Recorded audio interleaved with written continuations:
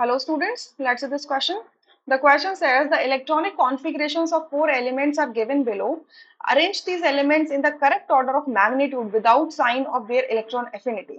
Select the correct answer using the codes given below. So देखिए यहाँ पर आपको चार क्या दिए इलेक्ट्रॉनिक कॉन्फ़िगरेशंस दिए चार एलिमेंट्स के. अब आपको इन्हें अरेंज करना है किसमें इंक्रीजिंग ऑर्डर में इनकी इलेक्ट्रॉन एफिनिटी के मैग्नीट्यूड के बेसिस पे. ठीक है, नेगेटिव साइन जनरली जो इलेक्ट्रॉन एफिनिटी का साइन नेगेटिव रहता है.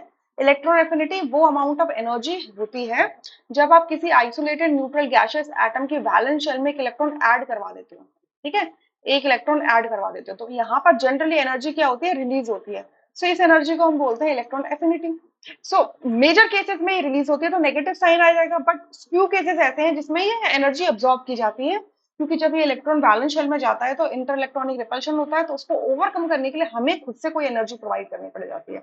तो उस केस में ये थोड़ा पॉजिटिव हो जाती है वैल्यू. ठीक है, तो आपको बताने की सबसे कम इलेक्ट्रॉन एफिनिटी किसकी होगी. अब इलेक्ट्रॉन एफिनिटी की वैल्यू अगर कम है तो इसका मतलब ये होता है कि उस एटम की इलेक्ट्रॉन को एक्सेप्ट करने की टेंडेंसी कम है. ठीक है, देखो कॉन्फ़िगरेशन से ये आउटर इलेक्ट्रॉनिक कॉन्फ़िगरेशन है. ठीक है, 2s2 2p5 3s2 3p5 2s2 2p4 3s2 3p4.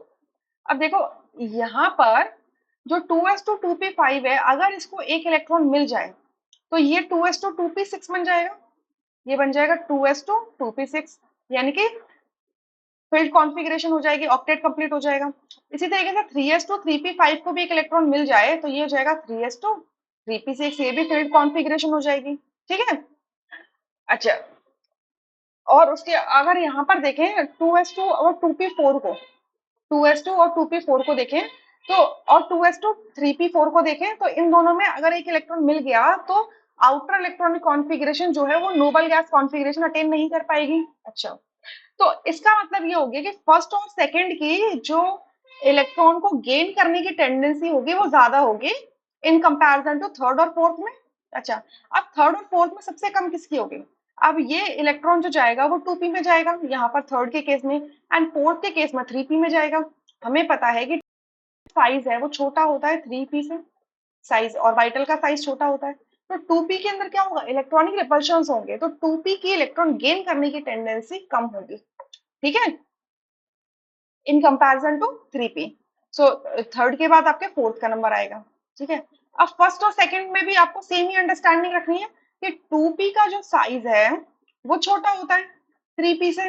तो ऑब्वियसली बात है कि ना फर्स्ट के इलेक्ट्रॉन, फर्स्ट जो कॉन्फ़िगरेशन दी है इसकी इलेक्ट्रॉन टेंडेंसी क्या होगी, कम होगी सेकंड से. तो आपकी फर्स्ट आ जाएगा, फिर यहाँ पर सेकंड आ जाएगा. ये ऑर्डर देखने के लिए मिलेगा 3 4 1 2, यानी कि बी ऑप्शन करेक्ट होगा, rest options would be incorrect. I hope you understood this question really very well. Thank you.